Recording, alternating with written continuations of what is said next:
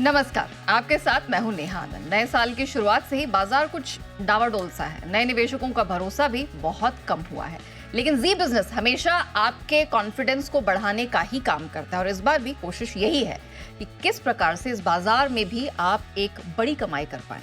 अभी शेयर खरीदें या म्यूचुअल फंड्स बेहतर होंगे? निवेश के लिए सबसे अच्छे फंड्स कौन से हैं? ट्रेडर्स, इन्वेस्टर्स इस मार्केट में क्या करें? आपके बहुत सारे सवाल हैं और इन्हीं सवालों के आपको आज विस्तार से जवाब मिलने वाले हैं। और ये जवाब देने के लिए we have none other than Zee Business के मैनेजिंग एडिटर अनिल सिंघवी, जो आज आपके मन में जितने सवाल उठ रहे हैं उनके जवाब देंगे। चलिए शुरुआत करते हैं हमारे स्पेशल शो की, कब, कहां, कैसे लगाएं पैसे।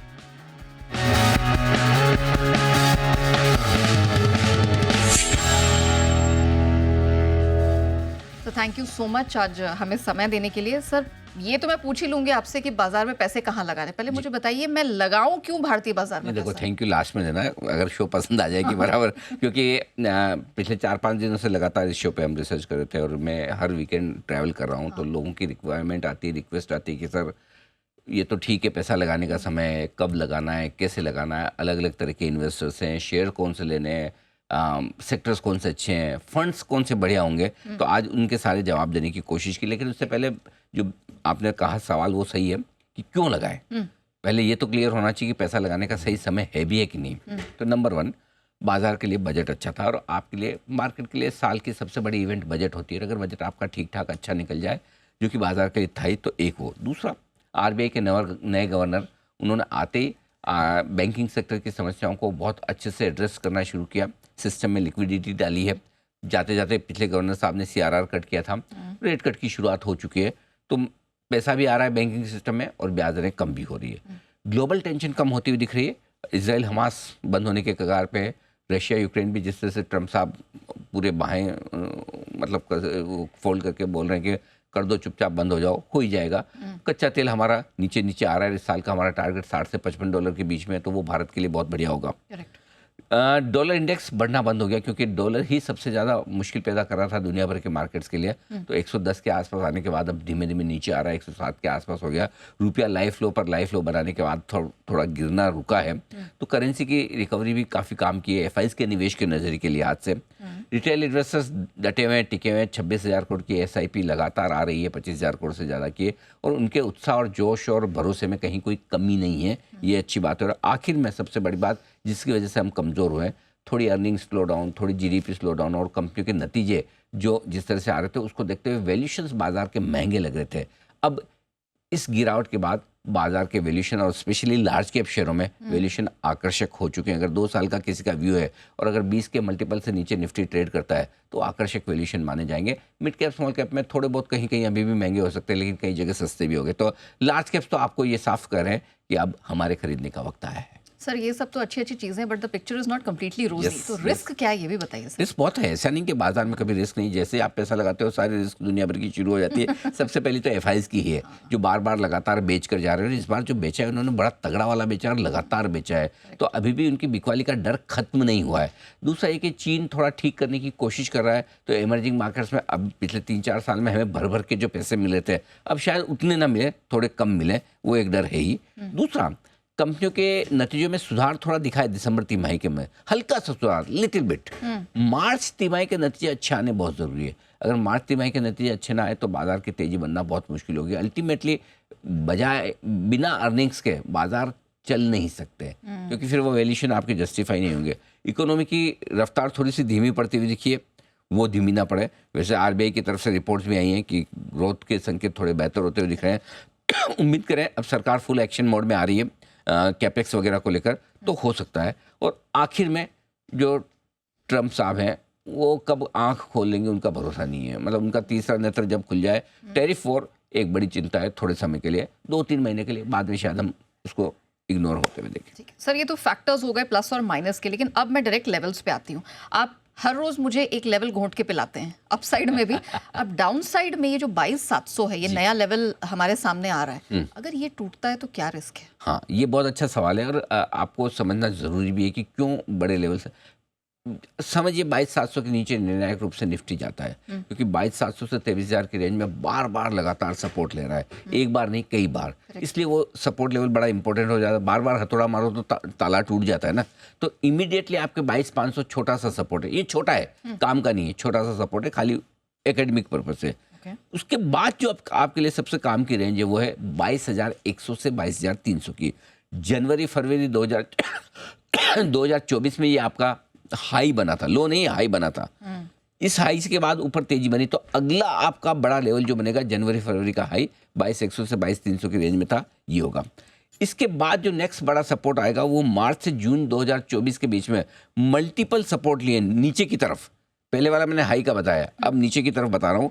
मार्च से जून 2024 में 21,700 से 22,000 की रेंज में बड़े सपोर्ट लिए हैं। तो ये कुल मिला के 22,000 के आसपास एक बड़ी सपोर्ट रेंज निकल कर आ रही है। दूसरे आइए 21,150 21,300, ये मतलब आखिरी फाइनल सपोर्ट जिस तरह का जो मान ले। और क्यों 26,277 से आप गिरना शुरू होते हैं, और अगर मंदी के मार्केट में जाते हैं तो 20% से ज़्यादा की गिरावट होती है। और हम ये समझ रहे हैं कि India multi year bull market में है, तो आप 20% से ज़्यादा वर्स्ट केस सिनेरियो में निफ्टी पे नहीं घटेंगे। और वो 20% का करेक्शन एग्जैक्टली 5,500 पॉइंट का होता है, वो आकर खत्म होता है 21,021 पर, लिफाफा लेवल 21,021। तो ये नहीं टूटना चाहिए, इसीलिए 21,000 से थोड़ा सा ऊपर आपके लिए बड़ा सपोर्ट बन जाता है 21,150 21,300। 21,000 के नीचे जाने पर मार्केट मंदी के मार्केट में जाएगा, जो दूर दूर तक मुझे संभावना नहीं दिखती। हम स्लो डाउन में है, मंदी में नहीं है। तो इसलिए मुझे लगता है कि आपके लिए जो दो बड़े इंपॉर्टेंट लेवल अब हो जाते हैं, एक 22,000 के आसपास का 100-200 पॉइंट इधर उधर, और दूसरा 21,150 21,300 का। ठीक है सर, आपने रिस्क की बात तो कर ली कि नीचे कहाँ तक जाएगा और बियर मार्केट की संभावना नहीं है, लेकिन अगर ऊपर जाएगा तो कौन से लेवल से जहाँ नजर रखें? दो छोटे लेवल हैं। पहला 23,500, इसके ऊपर निकल कर टिके बंद हों तो आपको थोड़ी सी रिलीफ मिलेगी, राहत मिलेगी कि हम और ज़्यादा ख़राब शायद जल्दी से ना हों। लेकिन असली जो आपके लिए चैलेंज है वो 23,800 से 24,200 की रेंज का है। ये पार होने के बाद ही आप ये मानेंगे कि बाजार का बॉटम बन गया। जब तक 23,800 24,200 की रेंज यानी कि 24,200 के पार निकल कर टिक कर बंद ना हो जाए, तब तक आप ये मत पानी कि बॉटम बन गया। अभी तो ये लेवल है, नेचुरली लेवल्स बदलते रहते हैं। अगर समझो और नीचे अगर 22,700 22,800 नहीं तोड़ते तो ये लेवल आपके एकदम परफेक्ट है। अगर तोड़ देते हैं तो फिर बात की बात में देखी जाएगी। फिलहाल ये आपके लिए लेवल है। अगर 24,200 के पार निकलकर निफ्टी टिक गया, बंद हो गया, तो मिनिमम टारगेट 25,250 का है। मिनिमम टारगेट कम से कम 1,000 पॉइंट की तेजी वहां से फिर आपके और बनती हुई दिखेगी 24,200। सो बड़ी बाधा आपकी जो है ना वो 23,800 से 24,200 की रेंज की। चलिए, तो दोनों तरफ के मौके यहाँ दिख रहे हैं, लेकिन सर इस ऐसी जब सिचुएशन आती है तो यहाँ ट्रेडर्स बहुत बुरी तरह फंस जाते हैं। राइट। तो अब क्योंकि आप भी बता रहे हैं, आप बाहर गए, काफी लोगों ने आपसे बातचीत की, ट्रेडर्स क्या करें? ट्रेडर्स के लिए तेजी और मंदी इंपॉर्टेंट नहीं होती, उसके लिए ट्रेंड इंपॉर्टेंट होता है। और ट्रेंड मंदी का है, ये ट्रेंड अभी तक बदला नहीं है। अच्छा, जब तक ट्रेंड ना बदले तब तक आपको हर उछाल में बिकवाली करनी है। मजबूती के संकेत ना आए तब तक आप बेचना है ऊपर में हर लेवल पे। और मजबूती का संकेत कब और कैसे आएगा वो आप समझ लीजिए। मजबूती का संकेत जब आए तब आपको बेचना रोकना है।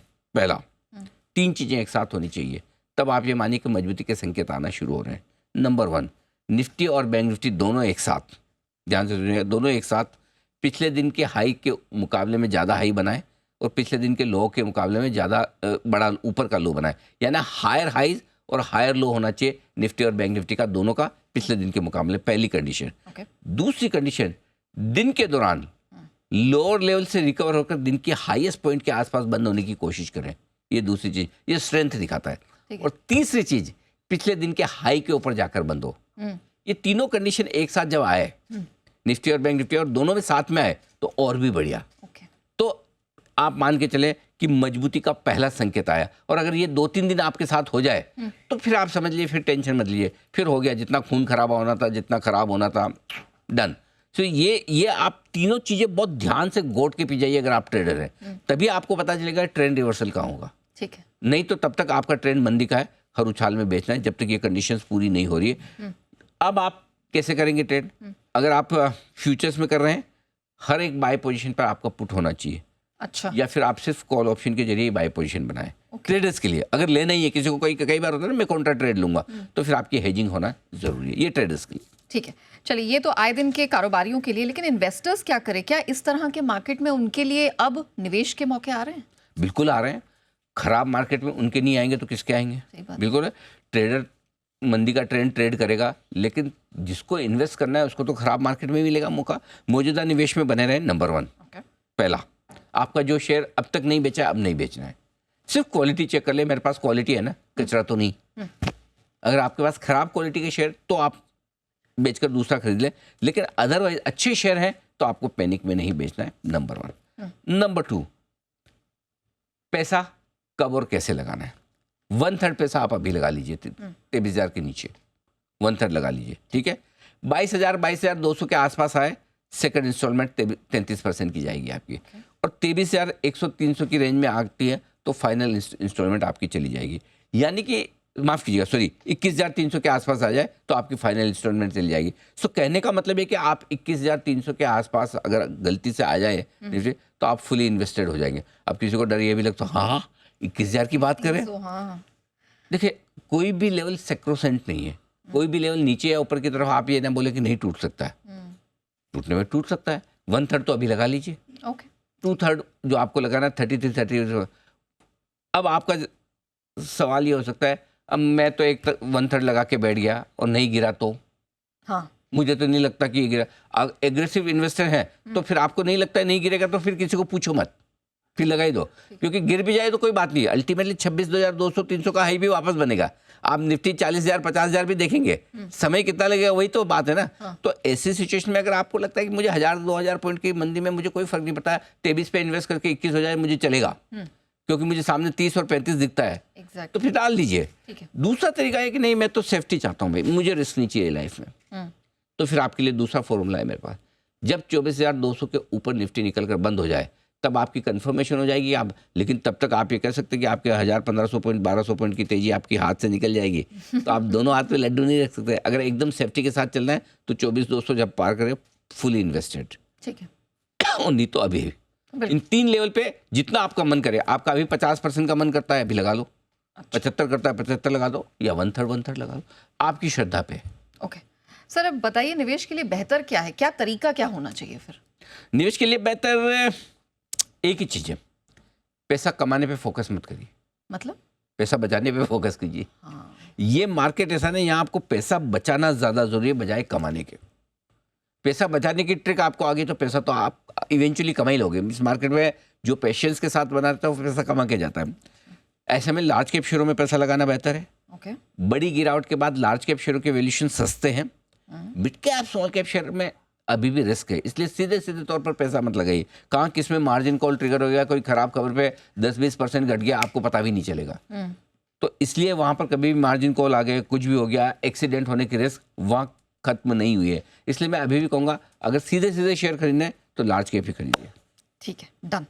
अब सर ये बताइए कि अब इसमें भी जो आपने पॉकेट्स तो बता दिए, अब इसमें भी कहाँ कहाँ पैसा लगाना है और किन्हें बिल्कुल अवॉइड करना है? हाँ, ये बहुत बढ़िया सवाल है, कहाँ कहाँ लगाना है। जो लगाने के लिए सबसे 2 बढ़िया जगह है वो है बैंक और फार्मा। बैंक्स में खरीदारी कीजिए, बैंक्स के लिए मूड माहौल अच्छा है, पिछली तिमाही के नतीजे अच्छा हैं, आरबीआई पॉलिसी इनके लिए फेवरेबल है, लिक्विडिटी आ रही है, और फार्मा तो कमाल ही है, कमाइयाँ बढ़िया हो रही है। टेक्सटाइल शेयरों में भी थोड़ा आप निवेश कर सकते हैं, ये हमारे साल की थीम है, पसंद भी है। करेक्ट। कहाँ से दूर रहना, हाई पी मल्टीपल वाले शेयर जो 80-100 के मल्टीपल पर है, अभी भी 60-70 के मल्टीपल पर है, वहाँ से अभी भी आप दूर रहिए, उनको मत करिए। रियल एस्टेट शेयरों में थोड़ा बहुत पैसा बन सकता है, ज़्यादा नहीं बन सकता, और ऐसे में अगर आपका मन ही है कुछ खरीदने का तो लीडर टाइप DLF ही खरीदिए, अदरवाइज दूसरे मत खरीदिए। कौन से शेयर बढ़िया हो सकते हैं? बाजार चलेगा, लार्ज कैप चलेंगे, FI लौटेंगे तो HDFC बैंक, रिलायंस, इस तरह के शेयरों में लौटेंगे। और फार्मा में हमें DV सिप्ला सन जैसे शेयर पसंद है। ठीक है, ठीक है। कहाँ दूर रहना है? ट्रेंट हमारी पिक तो रही है, लेकिन फ्रेश पैसा मत लगाइए, पुराना पड़ा है तो ठीक है। अच्छा। ट्रेंट, सीमेंस, पेज, ये सारी इंडस्ट्रीज, ये क्या क्यूमिंस, ABB टाइप की ये शेयर जो है ना, ये बढ़ने में हाई बीटा तो रहेंगे, लेकिन क्या ये ज़्यादा मल्टीपल वाले गिरे, अगर बाजार खराब हो तो ये गिरने में आगे रह सकते हैं, तो थोड़ा इनसे अभी नया निवेश न करें। और गोल्ड ज्वेलरी कंपनियों में भी आप नया निवेश न करें। अगर किसी को पसंद है तो सिर्फ एक ही रखना चाहिए, टाइटन। इकोनॉमिक से जुड़े हुए शेयर, PSU कंपनियाँ, पावर, डिफेंस और रेलवे, ये आपको है ना बहुत परेशान कर देंगे। अच्छा। जैसे मूड सुधरा ऐसे भागेंगे 5-5, 10-10%, आप तो ओ मिस कर गया मैं, और घटने में भी सबसे आगे रहेंगे।